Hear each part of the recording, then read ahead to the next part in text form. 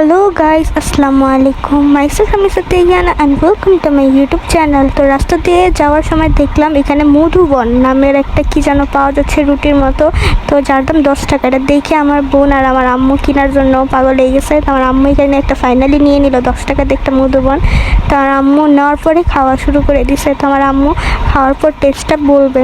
আমার আম্মু খাওয়ার পর টেস্টটা বলতেছে যে নট ব্যাড, মানে খারাপ না, ভালোই, মোটামুটি 10 টাকা অনুযায়ী রুটিটা ভালো, ফ্রেশ ছিল। তো পরে আমার আম্মু আমাকে একটু খাওয়াইলো।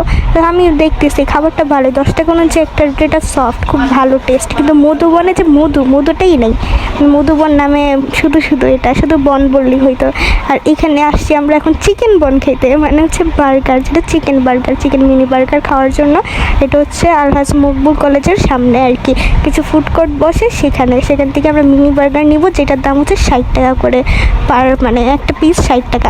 বার্গারগুলো খুব ছোট, মানে বার্গারের যে বনের সাইজটা খুব ছোট, কিন্তু খাবারের টেস্টটা খুব ভালো। তো এখানে যে আমি নিয়ে এসে পড়ছি বার্গার দুইটা, আমার জন্য একটা, আমার বোনের জন্য একটা।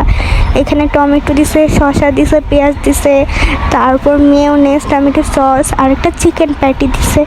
তো মানে ওভারঅল 60 টাকা অনুযায়ী খাবারটা খুব ভালো, আমার খুব ভালো লাগছে।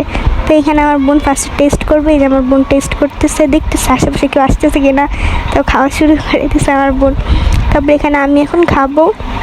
আমার ওভারঅল খুব ভালো লাগছে খাবারের টেস্টটা, কারণ 60 টাকা অনুযায়ী হচ্ছে বার্গার তো পাওয়া যায় না, যেহেতু মোহাম্মদপুরে পাওয়া যায় তেমন।